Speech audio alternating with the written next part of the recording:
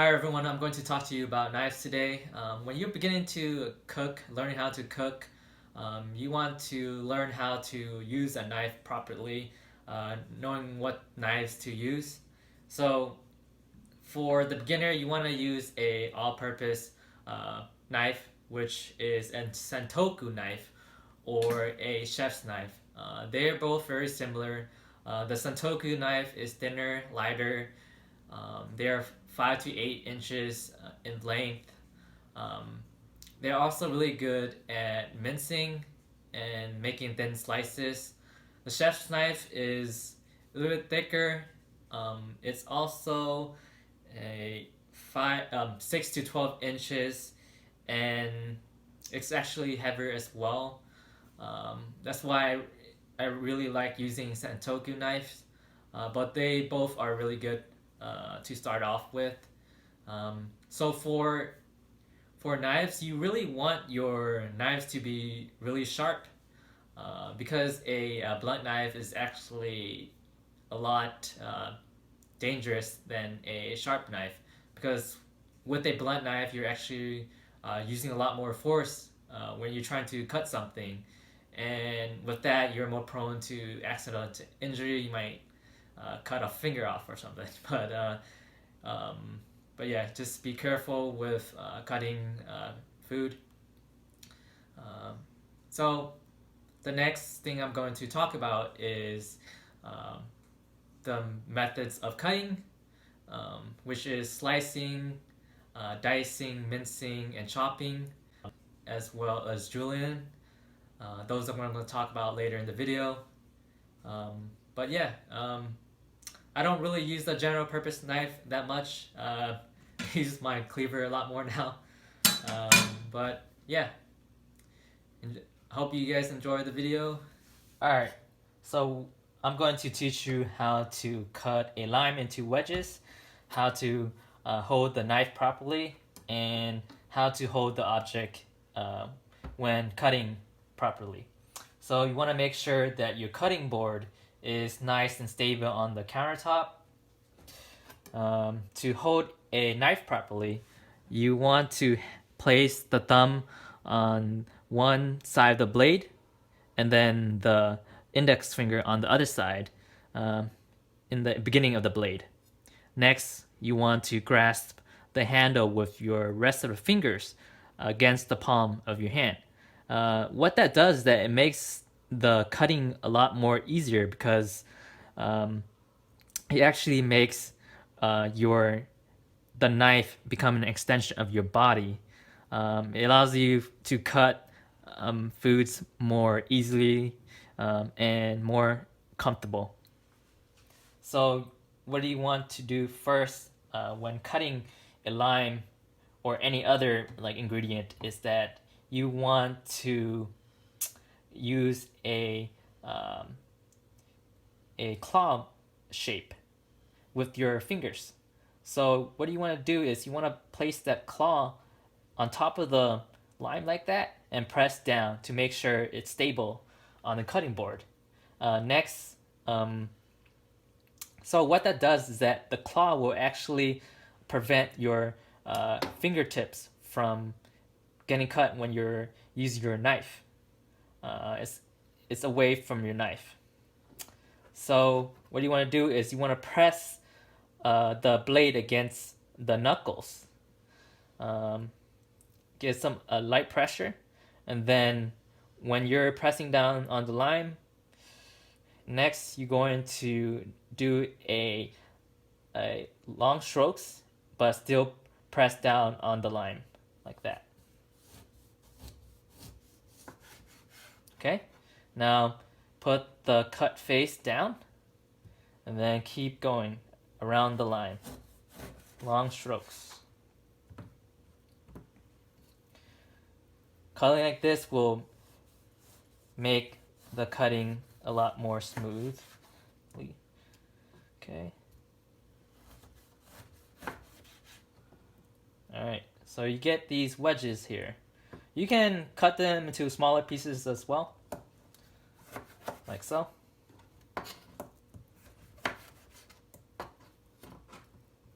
Okay.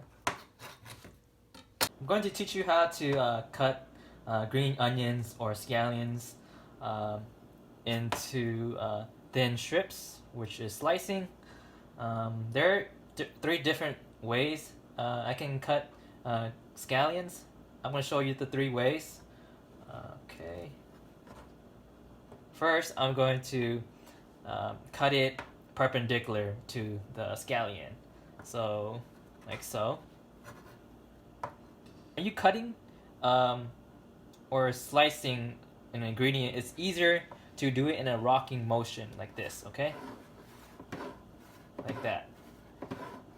It makes the cutting more smoothly as well. So you want to do the claw again. And cut it again perpendicular. And keep moving down.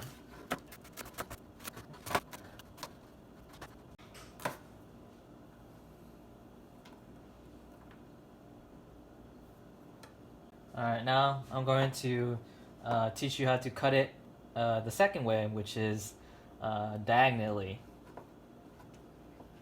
like so.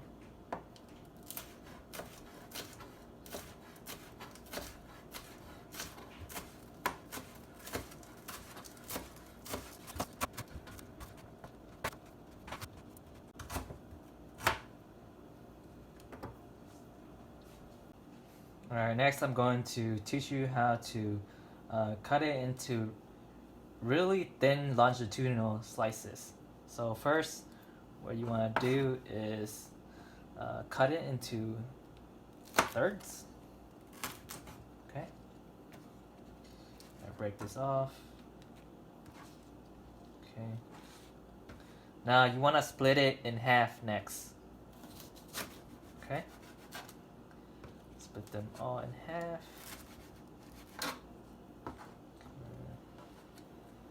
I'm just gonna combine it. Okay.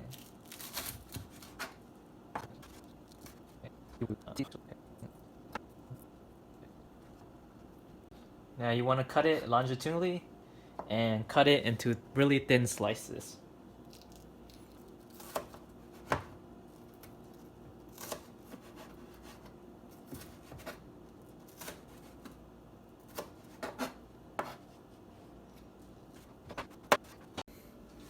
So the reason why we use different cuts is for increasing the surface area of the ingredients we have. The more surface area there are, the more release of the compounds. So these longitudinal cuts will release more of the compounds. Also, it creates texture as well as an increase in the aroma of your foods. So different cuts actually enhances the flavors and the aroma and the texture. Alright, now I'm going to teach you how to dice by using these onions. First, you want to cut these onions in half.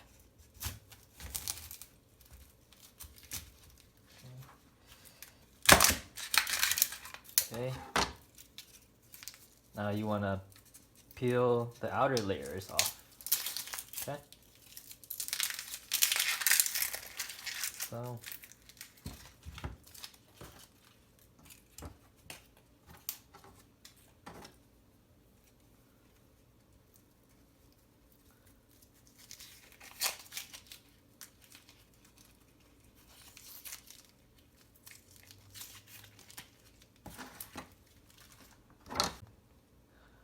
cut the hair off here.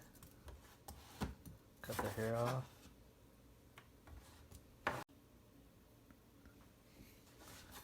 So first you want to make vertical cuts along the onion. Don't go all the way toward the root, but close enough to it. So cut it. The more cuts you have, the smaller the dices will be, okay?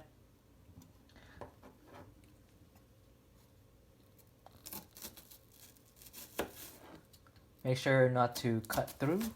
yet, so it doesn't unravel.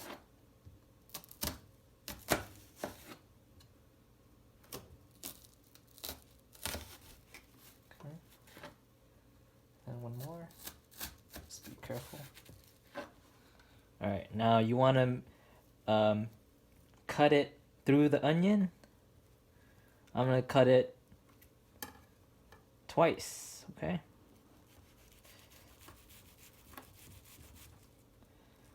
Okay.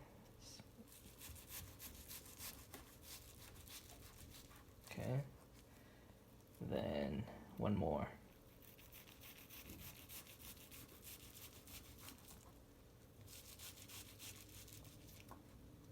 Okay. Alright, now you want to cut horizontally, okay?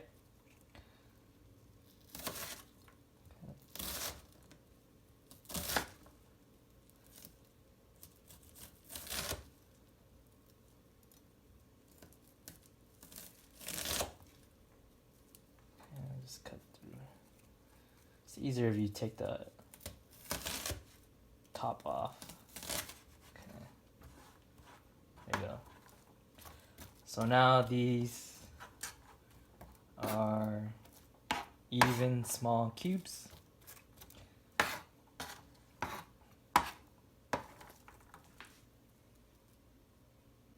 So now I'm going to teach you how to mince using garlic.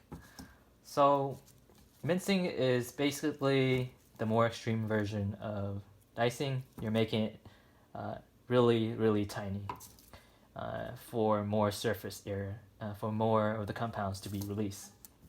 So I'm going to break these garlics into their cloves first. Okay.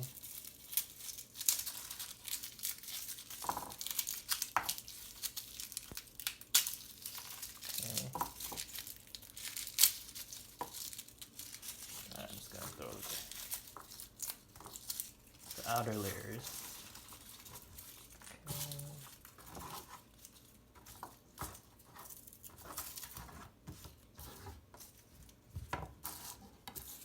So next, to easily break the outer layer of the garlic, you just want to crush it with the blade of your knife. So using the palm, just press down with good pressure, then it will break apart. Okay, just keep doing it to all the garlic.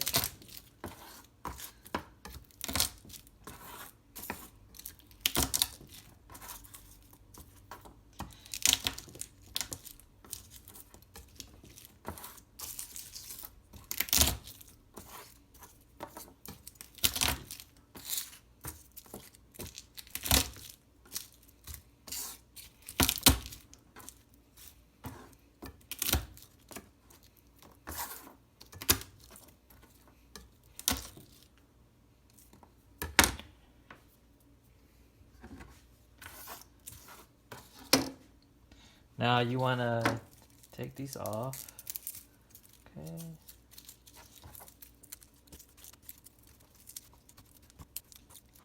So I want to show you the rocking motion again. Just want to clarify. So how the motion is that you want to pull back and upward towards your body, and then when you cut, you go downward, away, and forward. Okay? Backward, upward, and toward you, and forward, downward, and away from you. Okay? Like that.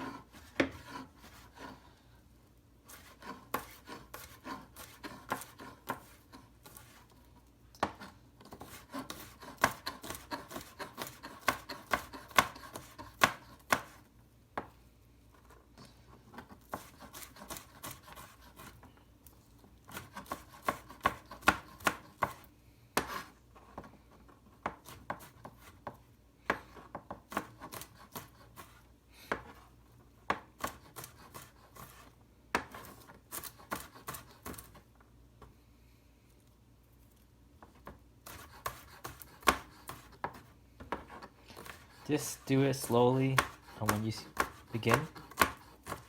And then once you get a hang of it, it'll be a little bit faster.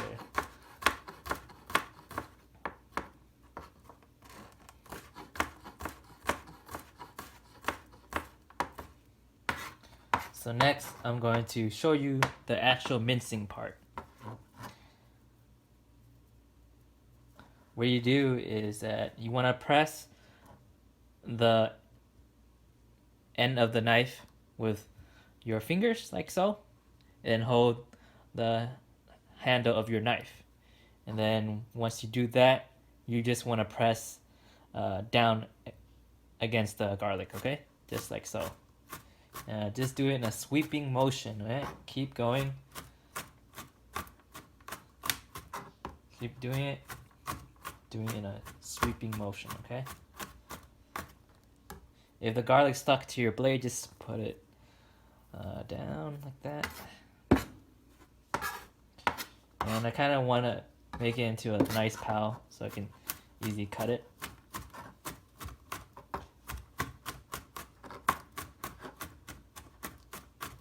For mincing, you want to really make it into really tiny pieces, okay?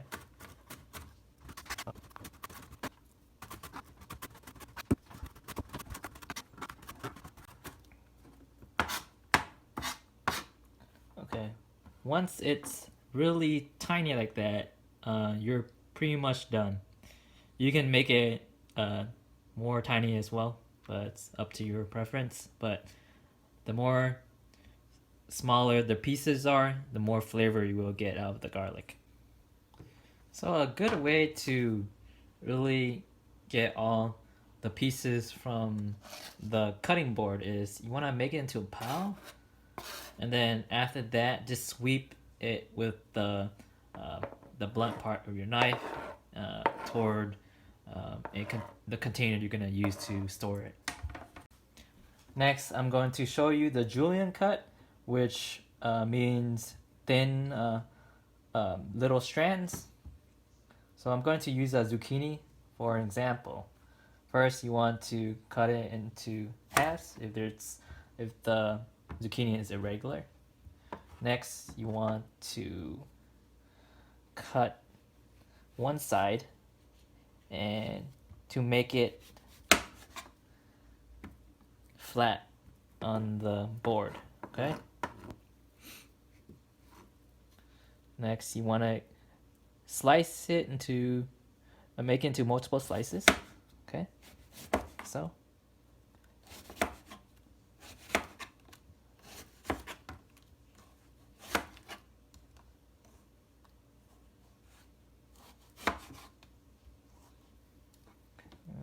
I'll just not use that, but okay. Now you want to make it into stacks, okay, and then cut it longitudinal again, okay.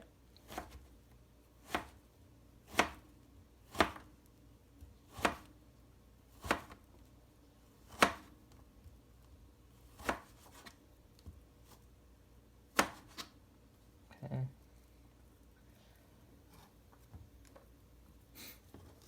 So these are julienne cuts. Hi everyone, so the purpose of this video was to show you how to cut your vegetables properly and safely. So different cuts actually make your dishes pop by changing how the flavors taste and how the textures are, how the aromas are in the ingredients. So if you like this video, just click like, and if you want to watch more videos in the future, hit subscribe to me. Thank you for watching.